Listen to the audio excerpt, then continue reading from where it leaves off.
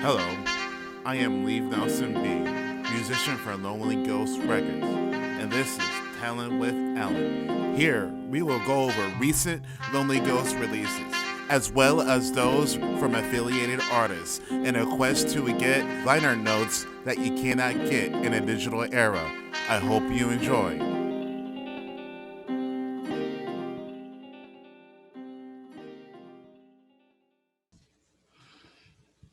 All right. All right. Oh, by the way, I've been watching I don't know if you noticed or not, but Showtime put the Wu Tang documentary on YouTube. Oh shit, for real, dude? Yeah. I've been trying to. I don't have Showtime, so like, there's a So bunch yeah, of shit that I of can't Mike's watch. Men is on YouTube right now. And I'm on episode 3, and it ends on a somber note, like old dirty I'm bastard just very died. good. Oh And man, man, dude, ODB on his own, like ODB's fucking life story on its own. I have no idea how it has not been turned into like a television show, or at least a movie. I remember like, dude, when I finally like looked into his life, he escaped from prison. He lit himself on fire. He like was shot like 8 different times. When he escaped from prison, they literally caught him at a McDonald's in a fucking bulletproof vest. Like, one yeah, fucking crazy story, dude. He came from like actually nothing. I mean, his actual career is interesting. He's a fascinating person. He was like into conspiracy theories and shit. He's just kind of like a dude who seems like just begging to have yeah. a There was movie a or something made story. about him. There was a story in the documentary about how he got shot and he like drove himself to the hospital, and one dude was just Yeah. like, yeah, Capadonna is like, yeah, actually, I think he went home first. That's like the most old You dirty probably bastard fucking thing. did, dude. Yeah, you probably fucking did, dude. That's so funny. ODB, He lifts cars off of like I heard children. his music. Yeah, dude, he's like saving kids' lives. You saw that 90s fact the other day. I was just like revisiting that story, and I was just like, dude, this dude is like just such a fascinating guy. Like, wow. I just wish there was more about him, to be honest with you. I was watching this MTV because I was like trying to find documentaries years ago, probably like, I don't know, If 6 years VH1 ago. did And one when he got out of jail, like some time ago. yeah, the MTV one he did. And that one was like, they were talking about him lighting himself up. It was like fascinating, but a little bit dark. That was a good documentary because that's like the one where you Would like, have liked to hear like more. well, you consistently hear him sober in that documentary. You know what I mean? Yeah. Like, and Well, he also, yeah, that was when like he kind of aired out his grievances with like RZA too. Like RZA never come to visit him in prison and shit. Like he was pretty upset by that shit. yeah, man, and That was the yeah, that was.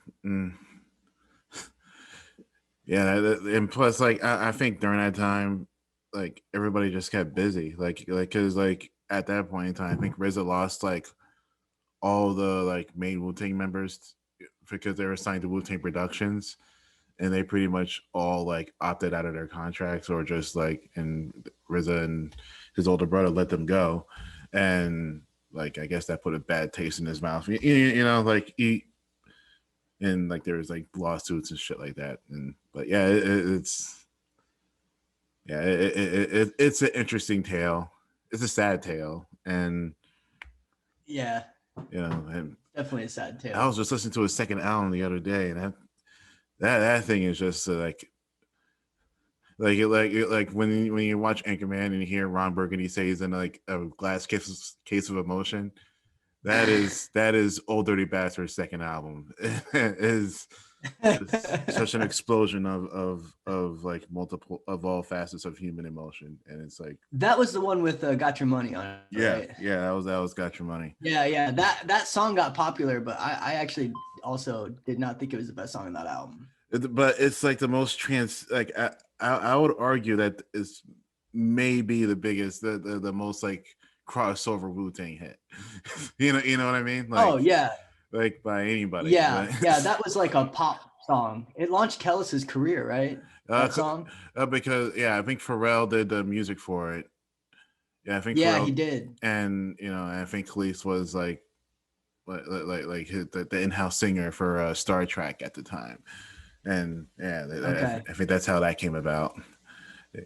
But He wasn't even he like the most popular like crossover Wu Tang hit in ODB didn't even show up to the video show. That's amazing. He was an interesting dude. But all right, I guess we got to get into this, huh? Yeah, let's get into this. Tellin with Alan. All right, Things Are Made of Things coming out in February. Yeah, So February 19th. So 2 weeks from now. so with the last record and this one and possibly the next one, do you consider this to be like in a series of like a creative of like a creative phase that you're in? Yeah, for sure. So this one and Home Movies were recorded within 2 weeks of each other. For the most part, at least the bones and the skeleton of this album, kind of the biggest ideas and the majority of the sound was kind of captured pretty close together. I had like 7 of the 10 songs recorded within a week of the other one. So I went back through and I fixed it and stuff like that. But I kind of felt like with Home Movies, I finally figured out what it was I was trying to do. And this is more me like honing in on that. I think locking into that and having a little bit more fun with it too. The next one is not so maybe, I don't know if bright is the right word or like vibrant or like bouncy, but it's like a heavier album for sure. And I do a lot more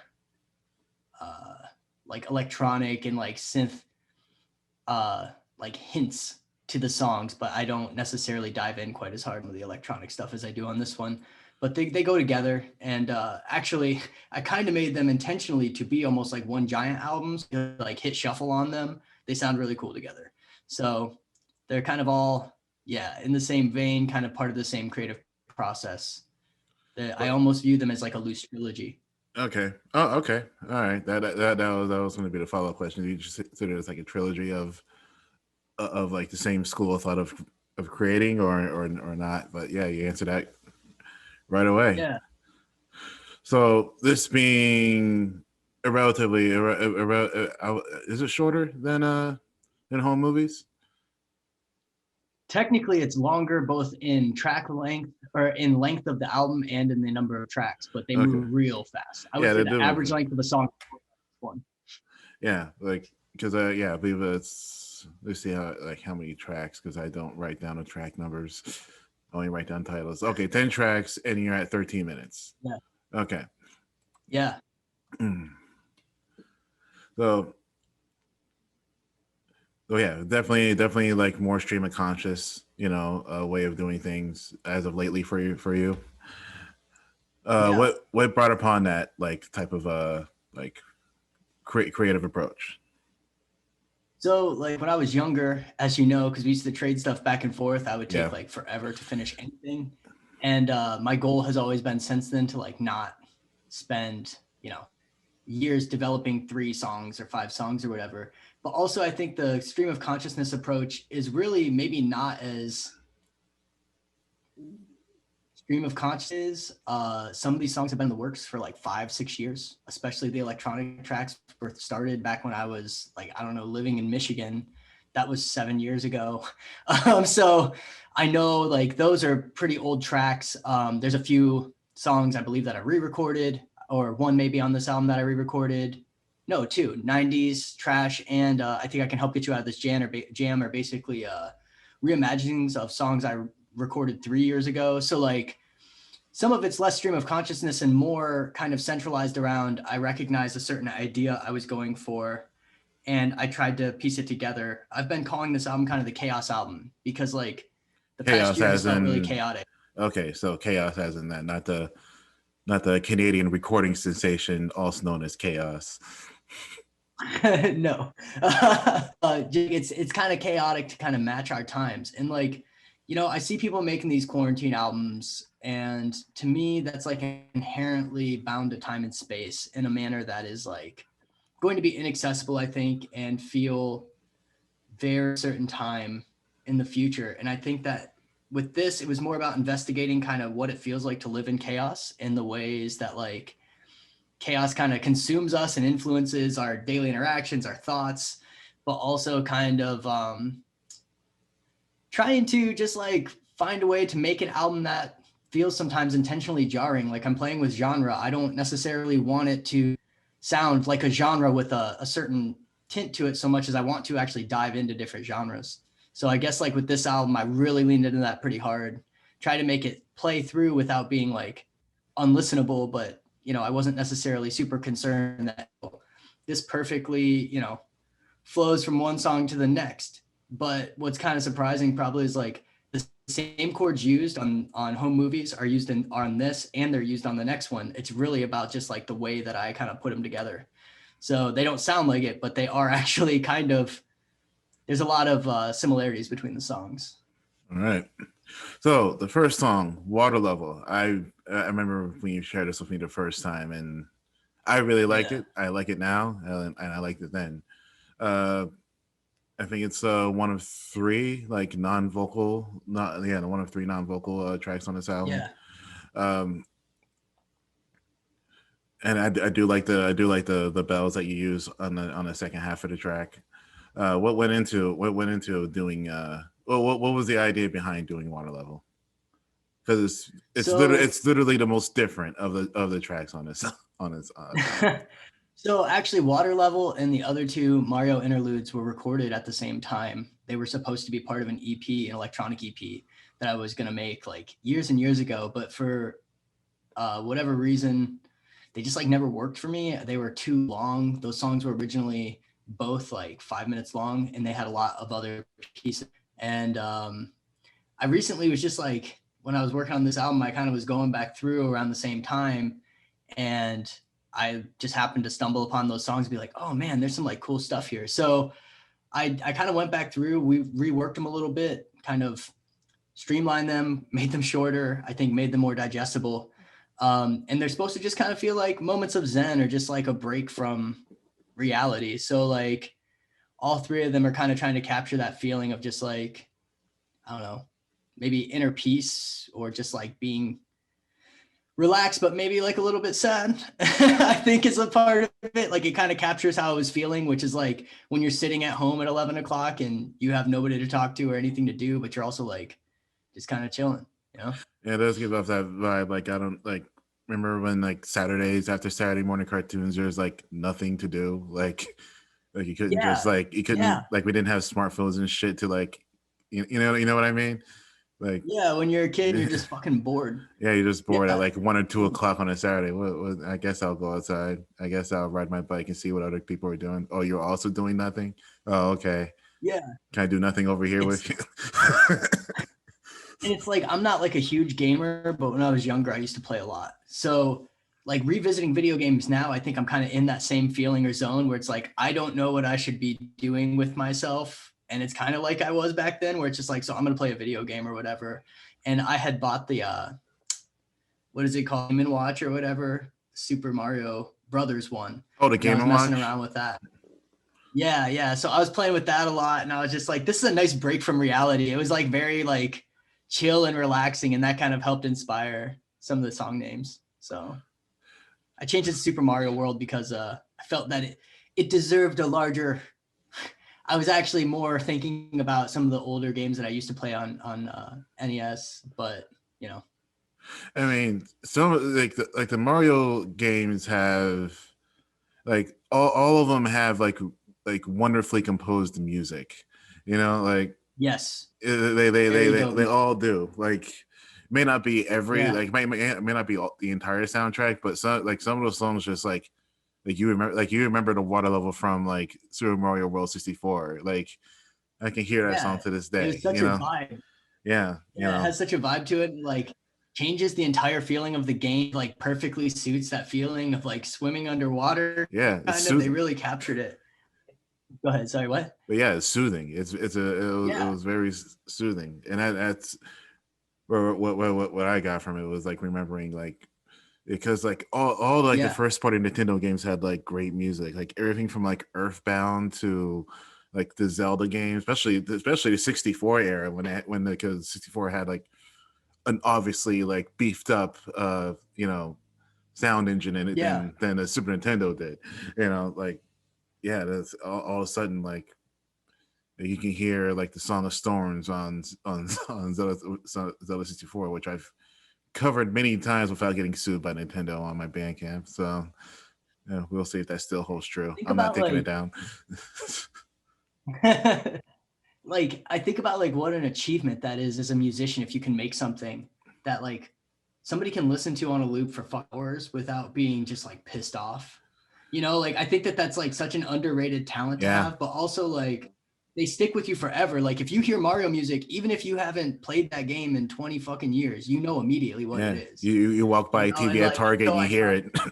You're like, oh shit, I know what that yeah, is. they remastered the track. Apparently, they remastered the Mario songs, um, like yesterday. I just read that they're Oh really? remastering them or something. So that's pretty badass too. Yeah. But yeah, it's like I really have like this like skewed view of success. Like if I manage to like break out and go platinum like 40 times in a row, if I get a song on the Nintendo game, that's it. That's it. Yeah. Yeah. That's You quit. success. Yeah. Yeah, I'm done. Yeah. I always tell Shane, like the minute somebody says my music is good, like the minute I have actually like some critics talking about my music and saying it's good, I'm just gonna fucking quit. Like that's it. Fuck it. I don't want to bother anymore. Like I'm just trying to see if I can. There's certain levels where you're just like, yeah, that feels good. I'm gonna fucking do something else now. Probably just run the label. So But so with the false sense of security that water level leads you into with this record, before I die comes yeah, in really really hard, and yeah, that's when you get the sense of like what kind of record this is going to be. You know, like, and I've said this yeah. before, and distortion and Super Destroyer works very well, and this album is very distortion heavy, and like before I die is just it's great. This the drumming of it particularly reminds me of back when I think it was Scott Rayner who was a drummer for Blink 182. It reminds me of those like Oh, like early Blue Blink. like Dude Ranch and Cheshire Cat type of Cheshire Cat. Yeah. yeah. You know, it, So what were you gonna say? Go ahead. Sorry. because when I listened to this, I immediately thought of like the slow drumming in Carousel. That's that song. I've been trying to think about that for like the last 10 minutes. Yeah, Carousel is this my favorite song on that album. I heard there. I think it might be my favorite Blink 182 song actually. It's up there. I actually think it's if it's not, it's easily top three. Like, but yeah, Carousel, the way that it speeds up, like that's what it got me. This only you use toms, and I think Scott only had like a snare and a hi hat and a crash or something. But yeah, like that's what that reminded me of. Before I die, like, what could you explain that a little bit?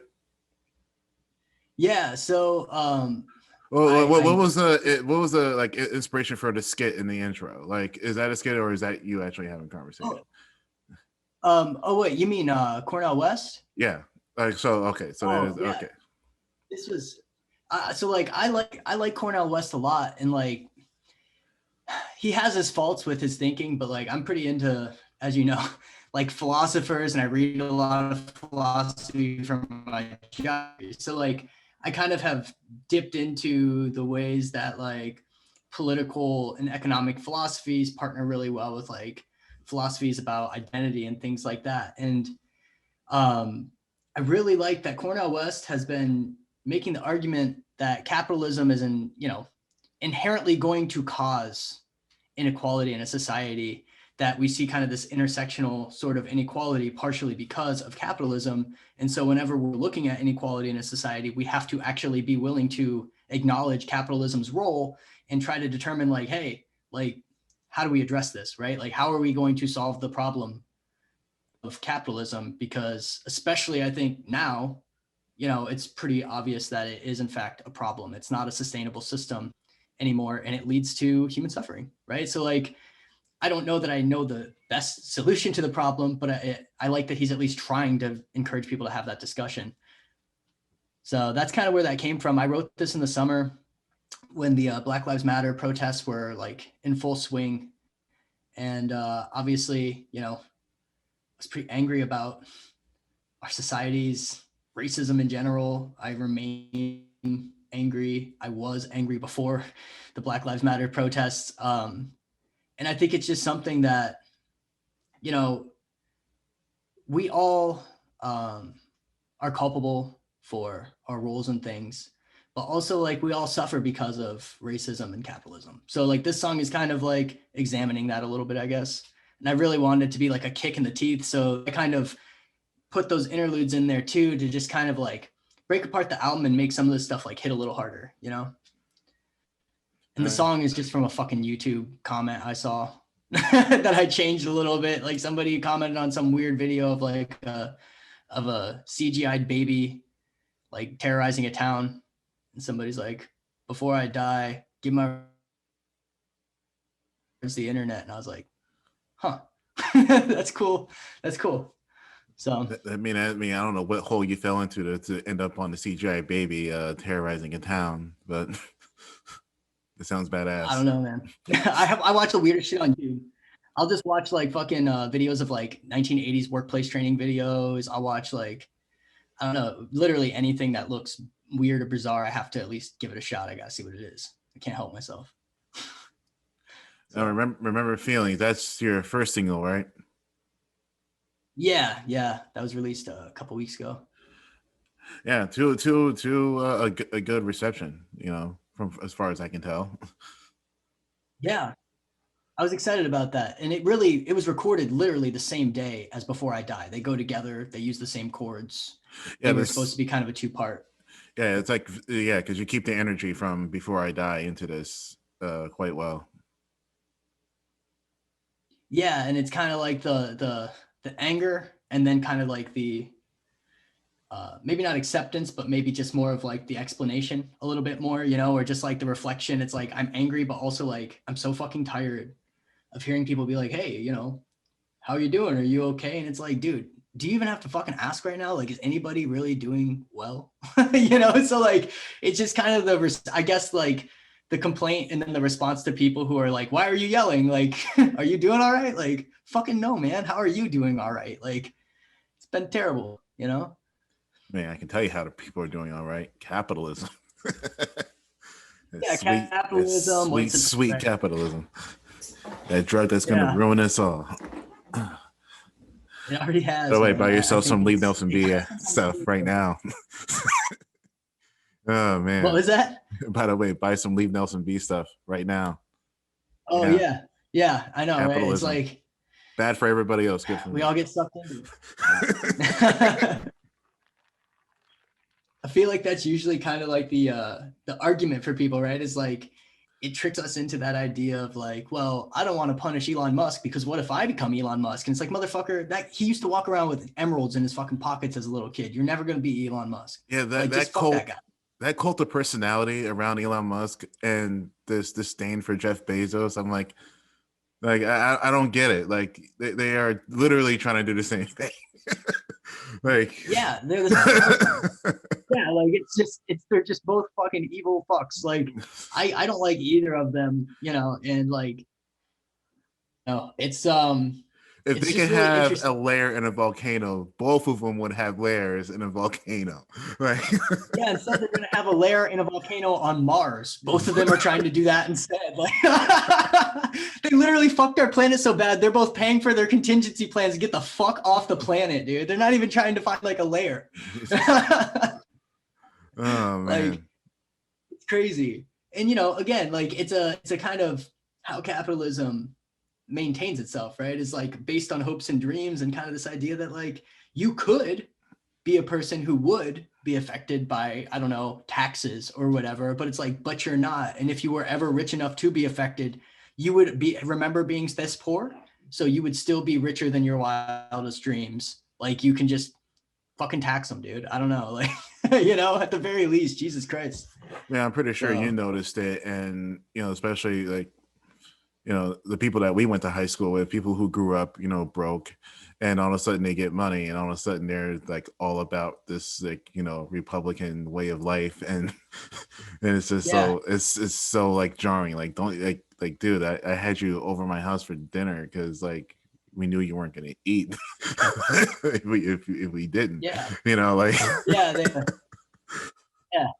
I think that's part of it though, right? Like, I think it's even maybe more insidious when like capitalism is more insidious for people who start out poor and become wealthy, because part of the deal is almost that you have to forsake, you have to distance yourself from the fact that you were ever poor, right? Like being wealthy, being upper class is a cultural thing. It's really not about wealth, it's about culture. And so people who get wealthy and want to fit into those spaces, I think part of the way that they try to find that and be recognized as like a member of that group is to kind of reject and to forget where they came from and design, right? Like if you have empathy for poor people as a rich person, you have to stop and ask yourself at some point, like, how am I complicit in this system? How am I harming people? How does my success harm people?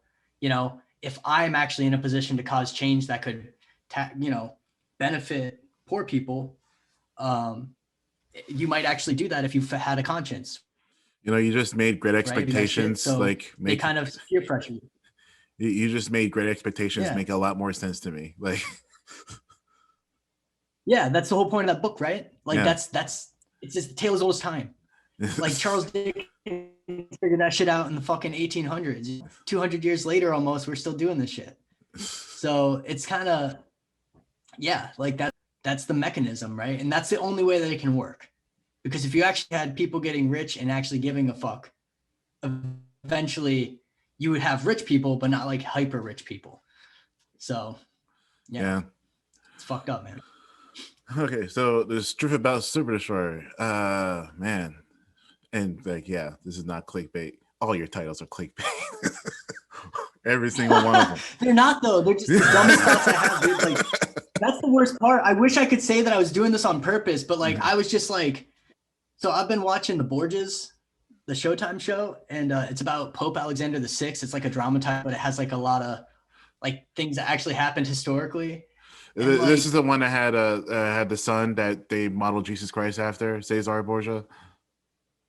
yeah, Cesare, Okay, dude. yeah. Yeah. So like, and The Prince was partially based on Cesare Borgia. Yeah. Just to give you some, like they were fucked up people, but like Yeah. very bad Pope people. second fucking have kids, man. What a time. Openly Openly had bastard children. Yeah, he couldn't acknowledge the children's mother. She wasn't allowed to come to things, but he was allowed to acknowledge his kids. The history of the papacy is actually like really fascinating and corrupt and crazy, Yeah. which is not shocking at all.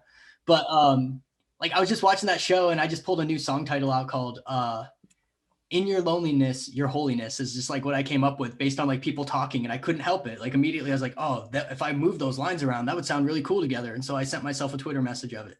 Like, I don't know. That's just all my song titles are me being like, this would be a cool title from some dumb shit. And it helps me to remember kind of like what I was doing at a certain time in my life.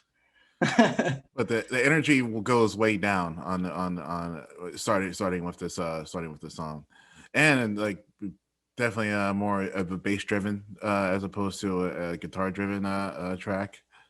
What made the choice to like, because it's from going forward, like the energy doesn't pick back up until later. So like, what made the decision to like bring down the energy and I did the drums for this one too. So. You did. Yeah, and that's what inspired the whole song, actually. You just sent me that 808. None of this existed. You sent, and I was like, okay, I'm building the whole song around this. So actually, this was going to be the kind of intro track after the there's gonna be an intro track, and this was gonna be kind of the leading like song with words on it or anything, lyrics. And I just didn't like that it kind of started low energy and it picked up, and that was like fine. But I kind of like slowing it down, going into that interlude and like giving it some time to kind of live in like a kind of a lower, sadder space. So like I said before, like it's kind of about like the macrocosm of society and the microcosm of like a life within a society is kind of like what inspired me to write these various songs. And with this one, I was very fucking sad when I wrote it. And that's why it sounds so slowed down. And I felt like, yeah, I'm going to kind of go into, mind blown emoji and stuff like that. And I thought that this would be a good track to kind of lead the way because it bridges that kind of fuzziness with like the electronic sound that comes next.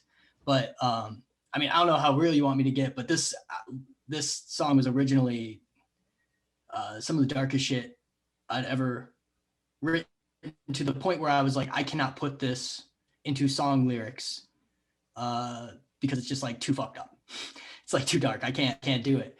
I had been like very seriously wanting to kill myself when I made this song, and I was scrolling message boards about like how to hang yourself, and like going through this and just like reading these people's like desperation of just like wanting to end their lives so badly, and obviously feeling the same way.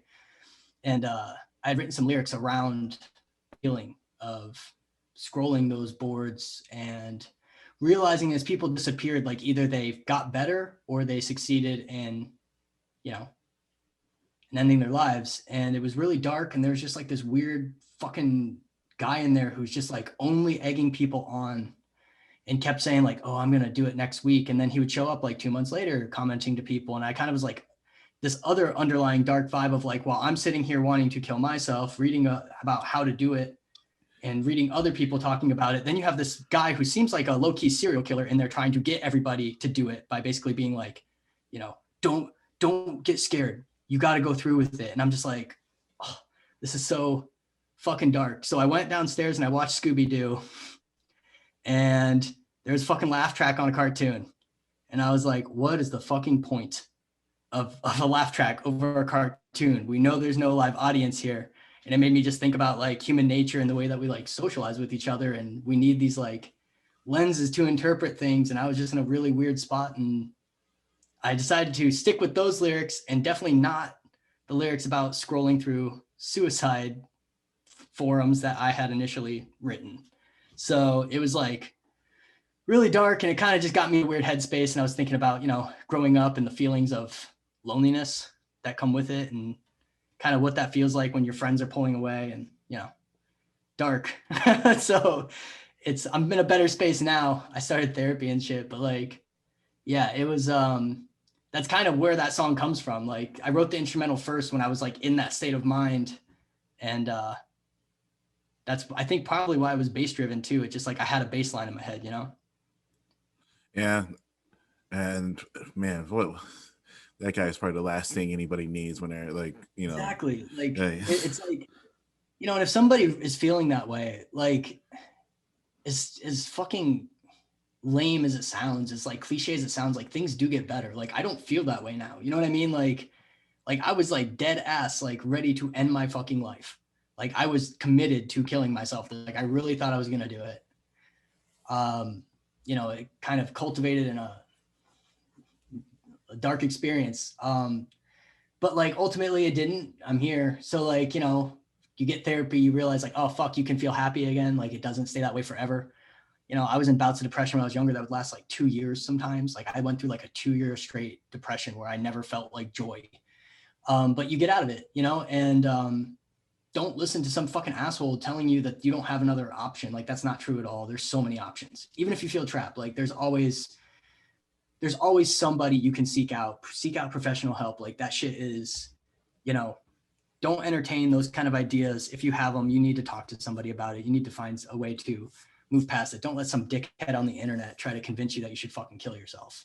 Like, and that guy, for all of his shit talking, he was around for 2 years on that forum. So before I quit scrolling, because even I was like, this is too fucking like, it was like, it creeped me out a lot. And I was just like, damn, like this guy's a fucking serial killer, basically. Like he's just trying to get on here, trying to get people to kill themselves by pretending to be in the same state of mind, which I don't believe that he was, you know? It definitely sounds unhealthy. That's for fucking sure. Yeah, there's something really fucked up about that. And so, you know, that song ended up being a lot less dark, obviously, than its initial kind of founding or initial ideas to inspire it. But I'm glad that it's not quite as dark. And I think it captures the feelings I ended up talking about also were like kind of maybe more in line with kind of the ideas I'm trying to go for, right? Which is just kind of about like living life and, you know, that feeling of like picking a friend up at a bar who didn't invite you to go out with them.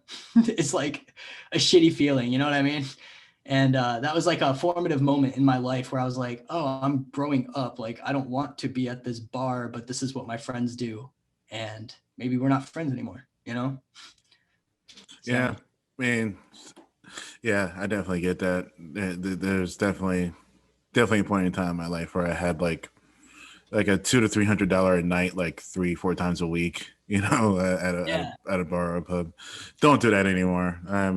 No fucking way. Well, I haven't drank in like 7 years. So like I would go to bars with friends just to like hang out because like I don't drink.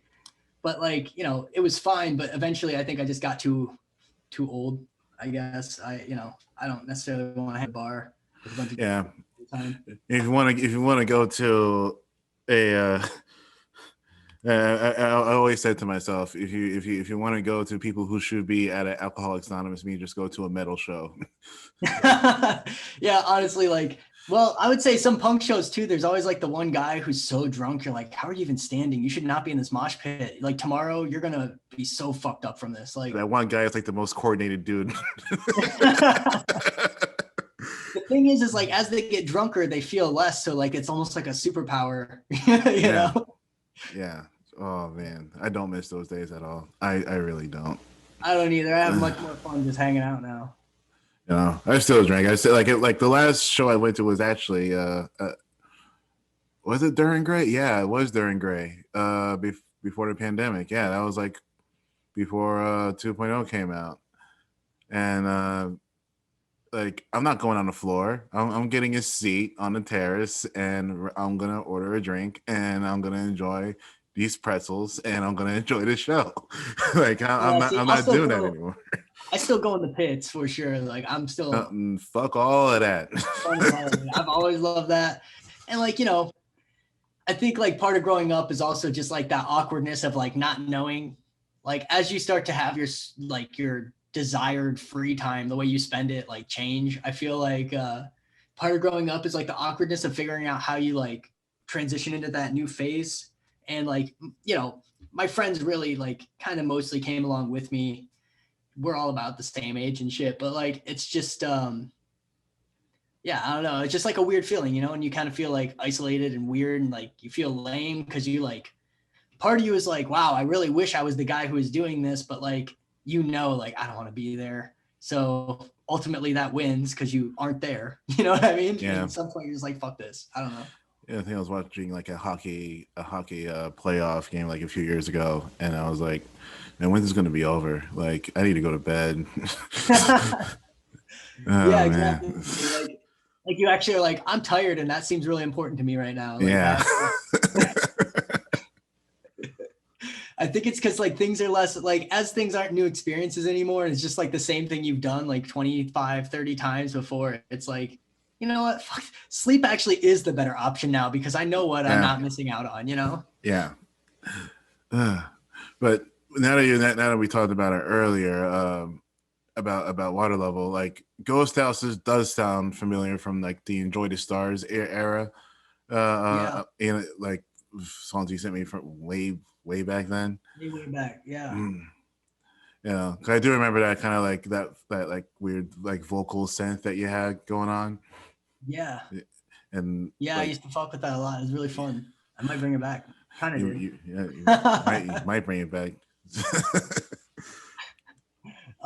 Yeah, this one was this is like a song that I've wanted to make work for literally since the day I created it. And I was just like always disappointed with where it was. Like I knew it wasn't right, but I knew that it like needed to be made into something that would be right. So like I realized like, oh, it's because the song is fucking 4 minutes long and it shouldn't be. And so I broke it into two parts. The part that's like without the synth lead that I think sounds really cool that I liked. And then I just broke it into a second part that had the synth lead because those were the two pieces I really liked about the song and I cut out everything else. And I was really happy with being able to figure that out and use it. Especially because again, it's kind of like the song initially was supposed to kind of capture the feeling of like being young and in love at like a distance and just feeling kind of like, I was dating somebody long distance at the time and it was really far away. And that's what the original lyrics were kind of about. and I'd found like an unused vocal that said "Run Away with Me" or whatever, and I was like, I'm gonna fuck around with this because that's actually still really cool. And how I feel about things now, like I wish I could run the fuck away with the people I love and just like not deal with reality for a while, as I'm sure a lot of people do.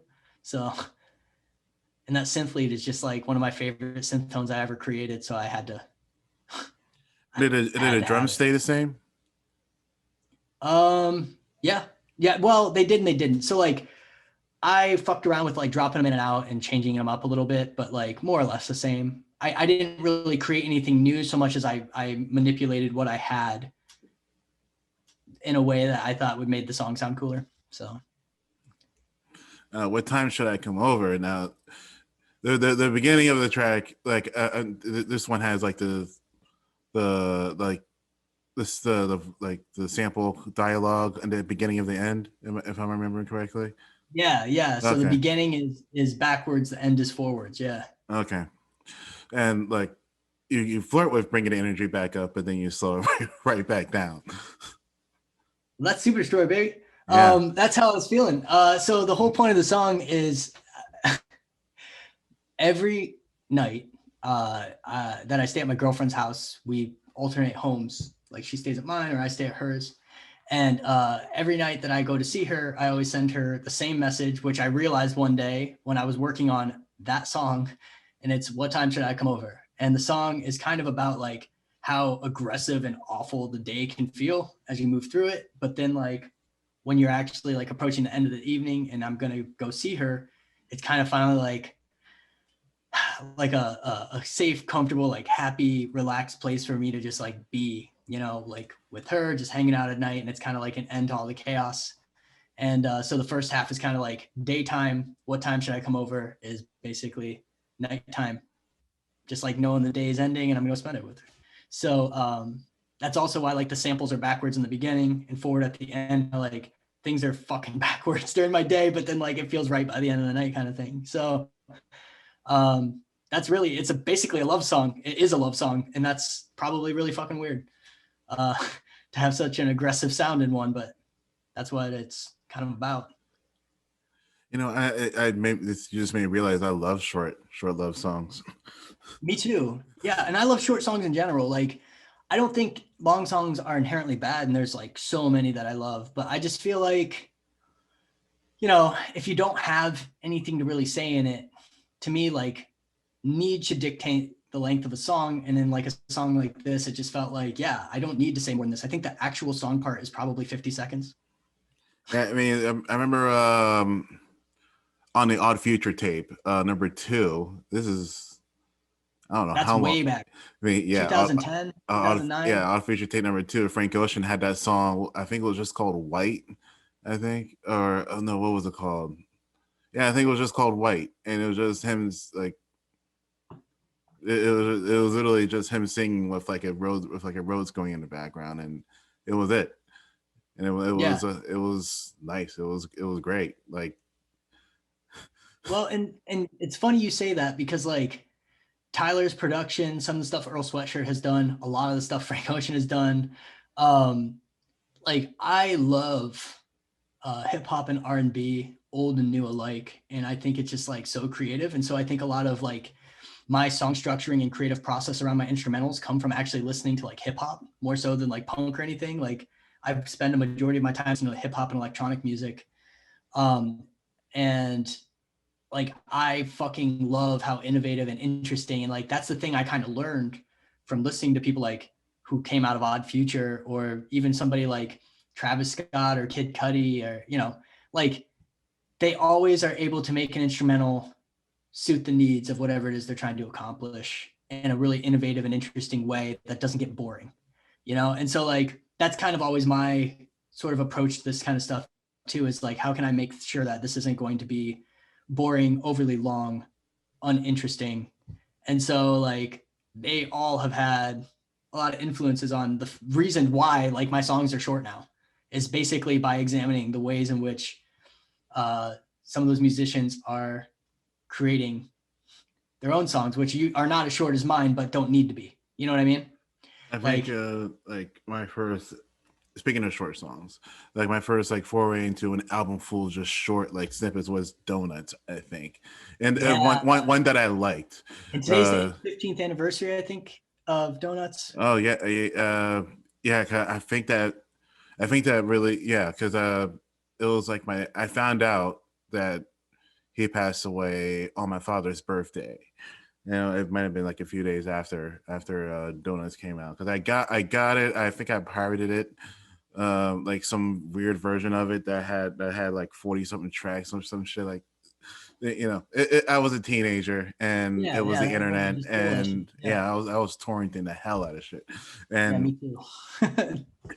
yeah, like Donuts I could not wait to get my hands on and I got it and I loved it and I'm sitting on my computer listening to it like and I think I'm on OK Player and I'm reading that he has like passed away.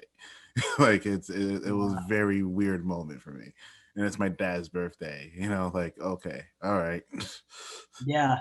And that album, Jay Dill is another producer that just like made really interesting songs, and Donuts in particular, which by the way, I was listening to this summer as well when I was making this.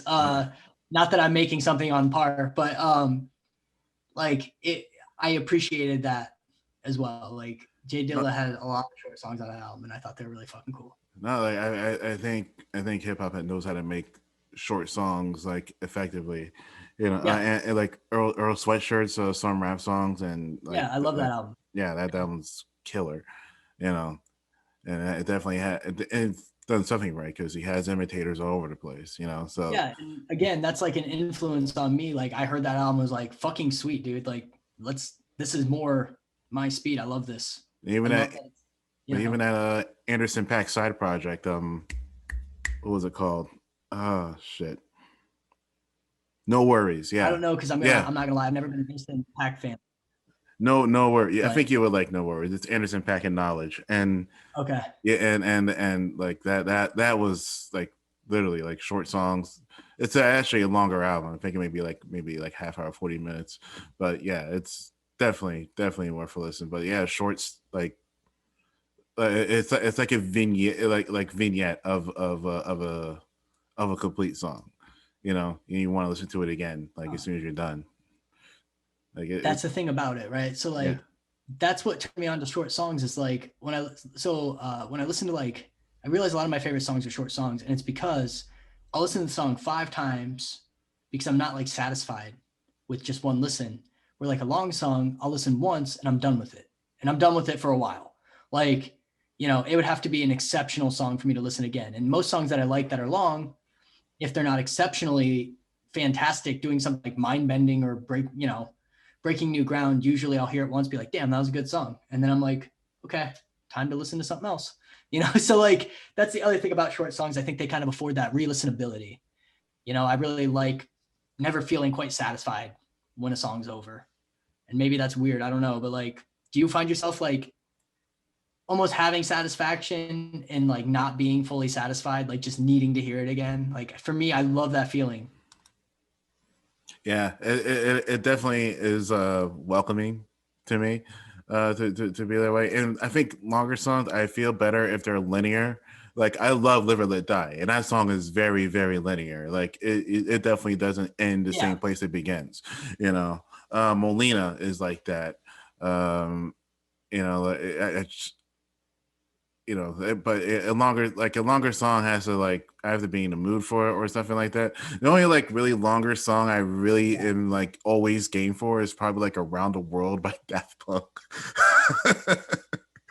you know, that's a Shit on. I never, yeah. what now? Daft Punk, Yeah, Daft Daft Punk. Punk, I never get tired of that. Yeah, Like Modest Mouse, I can do a lot of old 90s like house music in general. Like I don't give a fuck if that song's 10 minutes long. I'll go fucking listen to that yeah. shit like I can no listen to a problem. 10-minute remix of a Dead Mouse song. I can do that. you know. It's just like, I feel like in electronic music though, it's almost like I know there's trance music, but I'm not particularly referring to trance in general, but like a lot of electronic music, I think has that quality to it where you can almost like fall into a vibe where you don't realize you've been listening to a fucking loop for 2 minutes with just like a little bit of flourishes around it, or things dropping in and out. But you got to be good. You gotta Yeah, you have you to be gotta good be at it. good. You gotta be like Tool or like Dream Theater or some shit. Like you can't you And can't to be honest be. with you, I don't like either of those bands. I think they're all incredibly skilled musicians, but I don't like the music at all. So because again, it's too long for me. I also have a short attention span, and also like I grew up listening to punk and hardcore, which does, I think, Oh, they get over their ideas really historically, quickly. yeah, they historically have a short that too. I think that's a big part. Yeah, because like Fugazi and shit, like those songs are killer, and you have to listen to them again, like right away. Yeah. Well, and like thrash punk and older punk and shit that I've seen hundreds of punk bands, and like there's something magical about having a song that's a minute and 20 seconds long that goes through like three verses. Like fucking Authority Zero has a song that they go through three verses in 50 seconds, and it's like with choruses, and you're like, how the fuck did you even do this? It's so fast, so like badass, but it works. I love that shit. Yeah, I feel bad for the drummers. Yeah, it's like Before I Die is a very fast song, and like for that song I could do it, but like I don't know if I could do like a 30-minute set at that Of level. that, You know what I mean? Like that's a workout. Like you're fucking tired at the end. You're like, Jesus Christ, dude, like I need a break. so Super Destroyer is not covering Dude Ranch live. Not yet. In I got a rowing machine, so I'm trying to build up my strength and stamina. So you never know, in a year I might be down for it. All right, It would probably be Cheshire Cat though. just like, oh man, like with it just about done, that oh man. We're done talking about Blink 182 because I can go down a hole. I can go down a hole. But Fourth Dimension. What's funny is I'm not even that big of a fan of theirs, but I just like that album. I like them when I was younger. I think everybody does, right? They're still fun. They have I appreciate them for what they are. Blink 182 is like a foundation of one of my of like me and my little sister getting along, and it's also like the foundation of how me and my best friend became best friends. So like they hold a special place. Yeah. Blink 182 is special. Like just and for me, they ushered me into the punk scene. So like they kind of have a little place in my heart too, because they like introduced me to something else, that was a little heavier and harder and maybe a little bit more meaningful. But like I still go listen to Blink 182 and like fucking sing along. It's fun. You went the harder direction. I went Bouncing Souls and Goldfinger direction. So I've seen the Bouncing Souls like 7 times, so I went both directions. I think I like the pop punk shit too. Oh man, and yeah, Glassjaw. I fucking love Glassjaw. Oh man. Anyway, Fourth Dimension. Yeah. Mind blown emoji. Yeah, this song needs to be played on a beach with a ukulele. I really like this, and I really like the synth ending that you had on there. The appreciated like thing you had going on in the end of the song. I really appreciated that. But what inspired like the whole stylistic change of this of this record? Honestly, like I liked making short stories about ghosts, and so I try to still use the approach that I used on that album for songs when I'm just composing things. So like that was just the Chaos Later song that I just was like full in, like I'm gonna build a fucking loop, and I'm just gonna build a song around some loops and dick around with it until I have something I enjoy. And in that case, instead of like starting to like really contort the loop in any way and kind of make it stutter or change the time signatures or anything like that, or beats per minute, I just kind of said, I like this loop, I think I could just add to this. And so I made the entire thing on a K-oscillator with running my guitar into it, and just kind of saw where he's going to lead me. I initially thought I was going to like do that and then go back through, re-record it differently and like make it more like the second half, kind of the whole song. But then when I heard it, I was like, oh damn, I actually really like that it doesn't start so intense, that it's like lightly electronic and then devolves into something else and kind of then decays. So That's kind of how I switched it up. Yeah, that's like basically just like that. Now, if you want to talk about stream of consciousness, that fucking song was stream of consciousness. Like that Okay. truly was just me fucking around. Like I had no idea going into it. Usually I hear a majority of the song in my head before I record it. So like I know the bass line I'm making. I know kind of more or less like what I want to hear. And I start with that one. I literally had no idea. It was just all about process. So, and the lyrics, those were the last lyrics I wrote for the album. Also, that was the very last song I recorded vocals on. Okay. So I really like the track. It's a nice break. yeah, it's you know, and again, it kind of revisits that idea of just like the commodification of like us. You know what I mean? Like we are now like the products being sold by these tech companies where like they're selling our information to ad companies to then sell us things, you know, and like we just kind of are situated in this really like duplicitous sort of disingenuous world where I think it has like a collective emotional harm on all of us. Like nothing is genuine. You can't take things as being genuine. You have to kind of like always be skeptical of. Now it's just like, you know, it's a weird, we're living in weird times. And so that song I felt like would kind of tie that theme together with some of the other stuff that I had, some of the other snapshots from my life, I guess, living in this fucking chaos. All right, and 90s trash. I like this. My notes here. Is like I don't know if you remember the President of the United States of America. Yeah, no, I've been listening to a lot of them because of the 90s comp, actually. Yeah, because like I'm thinking to myself, this sounds like a mashup between like a President's and a Third Eye Blind song.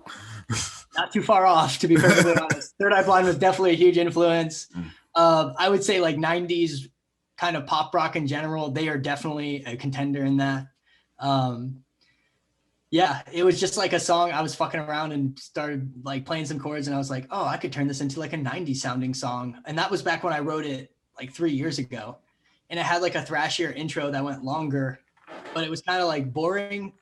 I felt like it was a kind of boring intro, even though it was fast. It just didn't do enough. So I just like shortened it down to like a few measures and then dove into like the 90s part that I really liked and had fun with.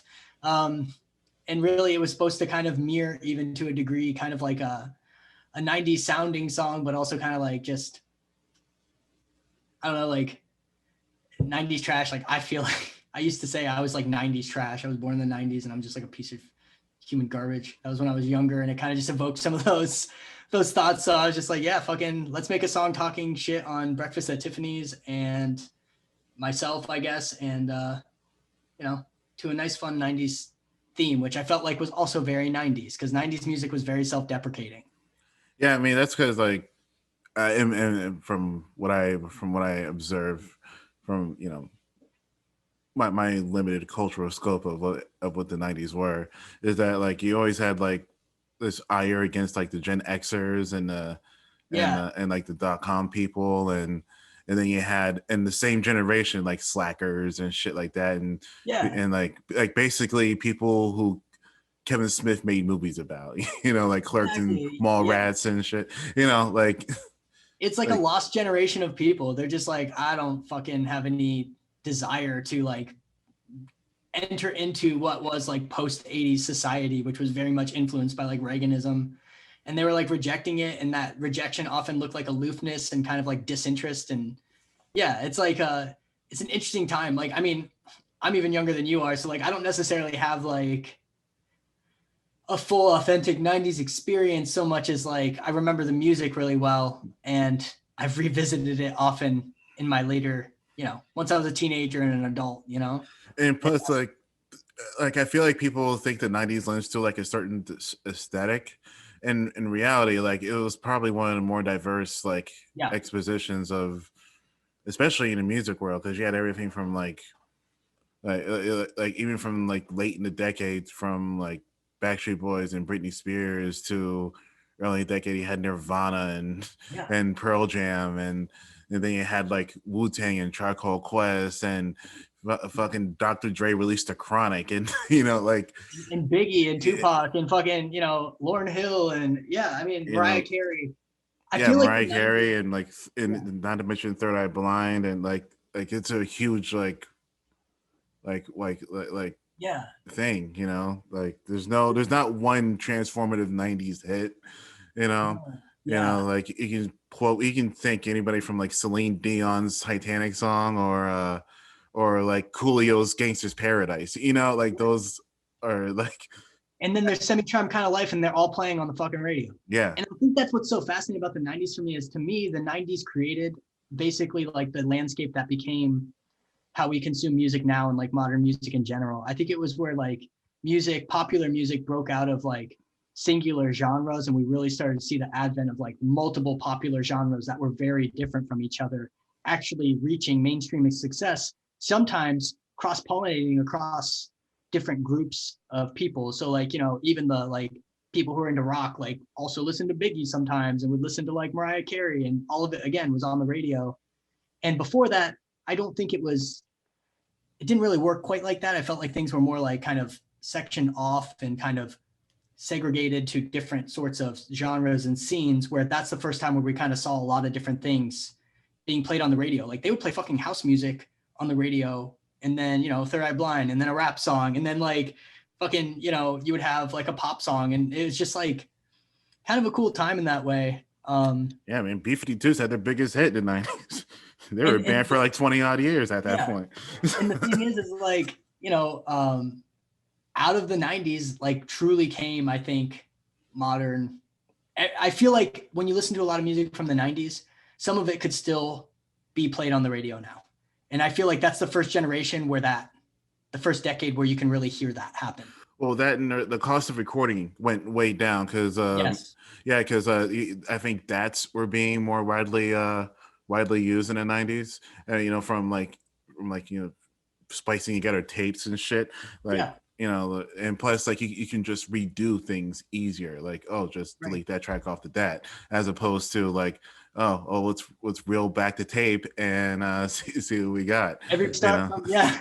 Start You from the know, top. Yeah. yeah, you know, like, yeah, it became a lot more accessible for people to make music, you know. And I remember seeing the screenshots from the Fragile, the Nine Inch Nails record, which I believe may have came out in '99. I'm not sure, but like seeing what Logic looked like back then, like, and hearing the Fragile, and seeing what like he had to work with, which was cutting edge technology at the time, Right. you know, like what he was able to do with that. Imagine what somebody with way less talent and way less know-how like was able to do. Like all of a sudden you have like 70 No Doubts, you know, making, you Yeah. know, trying to break into the scene, you know, like you Yeah. have like masterminds, like I still say the best single of all time, the best like single like of all time is New Radicals, You Get What You Give. And like Gotta be up there. Right. It's gotta it be has up to there. be like and It's, that it's yeah. Only thing that I'll argue against it is probably Joy Division's Level Terrace Apart. That's the only thing I'll argue against it. like, I mean, it is and that's the thing about the 90s too. It was like almost like modern marketing Yeah. became, it also was the advent of like modern marketing, because like the way singles function, the way aesthetics function, the way that people got attention. I mean, they always did like shock bullshit or whatever, but I feel like it feels more similar to how people still do things than they did in the 80s and the 70s, where it was like more about word of mouth. By the 90s, it really was more audiovisual, more aesthetically, it was, the aesthetic became more integrated into like marketing in a very Well, different yeah, and like everybody was watching TRL and shit, you know, like, way. Right. Yeah. you know, like you had to have a video, you know, in order for people to give a shit, you know, for one, like at least as far as like people that like when you consume music the way I did, certainly, like, yeah, you had to have a video for people to give a shit, you know, depending on what show you're on, because like the shows were diverse as hell too. You know, you Yeah. can watch anything from like TRL to like Rap City to like even like even in the '90s, like MTV's The Grind. It was literally people dancing for a half hour. Like, Yeah. It was just like everybody fucking throwing shit at the wall because they just like had the means to do it. And like there was a lot of people who I think had a lot of ideas. And for the first time, it seems like those ideas were like having like serious money put behind them, because for the first time there were outlets dedicated to somebody coming up with like dumb ass ideas around music, for example. Like before that, nobody was gonna do that shit. And there was also like appropriations of like revisiting, right? Like some of the older shows in modern formats and stuff like that. But yeah, I don't know. It's just like an interesting time, and that's why I kind of wanted to do something 90s sounding and like kind of an homage to it, because it's just like fucking, I don't know, kind of fun. I think you hit the mark pretty well. I'm glad to hear that. That was the goal, just to make it sound 90s. Now I think I can help you out of this jam. Out of all the songs on this album, I think this would kill live. Like the transitions are great. The two transitions you have in there are just amazing, and like I can definitely see this like killing like a live performance. I literally wrote this song thinking about like that exact thing. Like, damn, I want to write a song that would just be like, for sure, the thing I ended the show on. You know what I mean? And this was like the song that I ended up turning into that. This was another re-record. So I wrote the original like 3 years ago. That was also 3 years ago. But it like sucked. Like it wasn't good. Neither of these songs were really that good. That's why I like wanted to re-record them, because they were more demos than they were finished songs. It was like me knowing that there was something there, but I didn't really know how to do it yet. And so I wanted to revisit this one. And so I changed the structure quite a bit. It was like a song verse or verse, chorus, verse, chorus kind of bridge ending type song. And I was like, fuck that first verse, fuck the chorus. Like, and then the second half of the song, I literally wrote from scratch. And so all of that was new. None of that existed. And I was like really happy with the way that turned out. Just like kind of having this like heavy kind of ripping end to a song. Just, seemed like it'd be fun. It's a song I'd like to see live as well. Hopefully somebody plays it live for me, because Yeah. I'd rather be in the pit than fucking playing it probably. And you end with Yoshi's Island, and which I look at as like a reprise of Ghost House of Ghost Houses. Yeah, so actually it was originally the intro track. So it was originally going to be Yoshi's Island into Truth About Superdestroyer, and the transition is actually really nice. But it just didn't set the tone for the album the right way. I felt like I like Water Level better because it's not quite as low energy. And also just like Water Level felt weird to end the album on. This felt much more, like you said, like a reprise. So it's just kind of like, hey, see you later kind of feeling, where Water Level just was a little bit too much, I think, for maybe the ending of an album. But I think from top to bottom, this album is great. I'll put it on par with Home Movies. I really like Home Movies. I think you feel differently about it, but I do. I like that I figured it out for the first time on Home Movies. I think that some of the songs are like good songs that I wish I could have executed a little bit better still. This album, I feel much more like I was hitting my mark. And the next one, I feel even more so that way. So, I think now that I kind of adopted and found this style and kind of the way I want to write songs, I'm getting like, I got comfortable with it on this album. And I also really was just trying to have fun with this. So like, I like making music. Like that's, as you know, like I like recording music. Like I enjoy playing new songs and doing that kind of thing. And these were all songs that were like fun to make. They kind of provided challenges for me. They had me trying out different things. I didn't really think about, how people would receive it or anything. I just was really thinking about like, hey, do I want to do this? And every time the answer was yes, I fucking did it, and that was fun. That was fun. And it kind of fit in line with kind of what, again, I was trying to do, which is just kind of capture the chaos, without capturing a quarantine album, which I hate that. I hate that shit. I don't know. I mean, albums are albums, like, at least in my opinion. Well, I mean, I don't know, like fucking, I don't want to commemorate this fucking quarantine thing. This is not a time I want to revisit. You know what I mean? So like, I don't want to make an album that's going to be like the quarantine album where I'm talking about like explicitly what's happening to me. So this felt like a better way of doing it, where like, it's something I would probably enjoy revisiting when I'm not, living under fucking COVID anymore. COVID restrictions. Now, the artwork done by Lonnie Starsky, correct? It was, but It was, some of those okay. pictures were actually mine that they added some stuff to. So the fully original pieces they did were the very badass cover for I Think I Can Get You Out of This Jam, and the cover for Before I Die, which obviously isn't out yet. Then the album cover was a picture I found in a house I lived in a dresser. The Wow. person who lived there before, the person who owned it, I was like, yo, what the fuck is this picture? So cool. Can I have it? And they were like, yeah, I don't care. I was like, who took it? They're like, I don't know, just take it. And I was like, okay. And then one of them was a picture that I took of someone back in the day. And I was like, damn, that would be a fucking cool album cover. So I had permission to use it, and thought it was good. Yeah, I really like the cover to this one. And again, it kind of all feels kind of like, the chaos. Like it was all about just like everything about this album is capturing fucking chaos. I like the bright colors, and like I feel like that pretty much like it matches the brightness of it, and it's, I don't know, like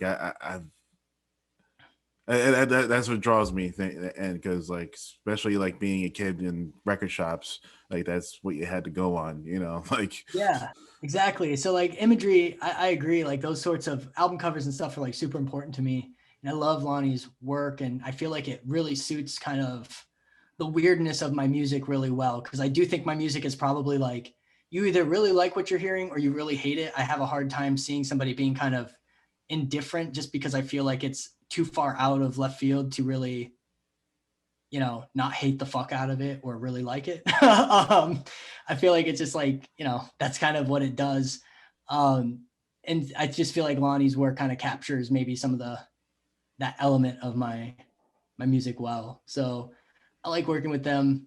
And I really was happy with how this turned out. My goal is just that this is fun to listen to. It is. That's the goal. That's like literally like music's supposed to be fun, and even if it's sad or even if it's whatever, like you should still enjoy and have a good experience listening to it. And that was really like trying to capture just like, again, chaos, but also like I didn't want people to just be bummed out when they were done with it. So I tried to lean into my weirder elements of my own personality and just like really put myself on display on this.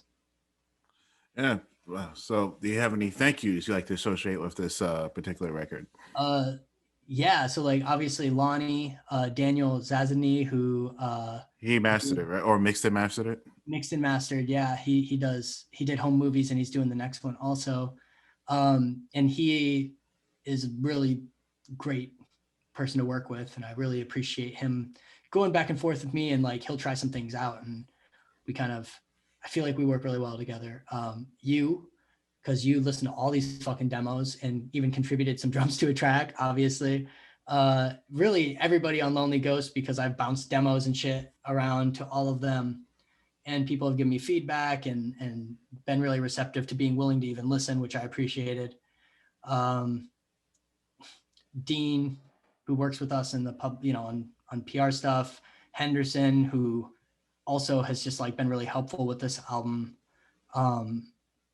Just, kind of the usual crew, I suppose, kind of the LGR family and collaborators that do a lot to kind of help me get things out, I think. All right. Yeah, because like, I don't know, you don't need to thank me. Like I've known you longer than I haven't at this point in my life. So we've known each other forever. But still, you still contributed to one of my songs. You listen to a lot of my shit. Like, it's still time and effort, and it's always appreciated. Because literally, dude, like without you, I probably wouldn't. None of this shit would exist. Like, you were the first person to kind of like listen to it and be encouraging when like nobody was encouraging of the stuff I used to do at all. So like, I don't know. I feel like it's always been nice to kind of have you there to kind of egg me on and convince me to keep trying shit out. And it's been that was a two-way street, man. Like back when I had my Akai XR20 drum machine, Hey, I still have mine. Actually, Water Level was recorded with an XR20. Oh, really? Yeah, the drum beat, the fucking drum in the sample.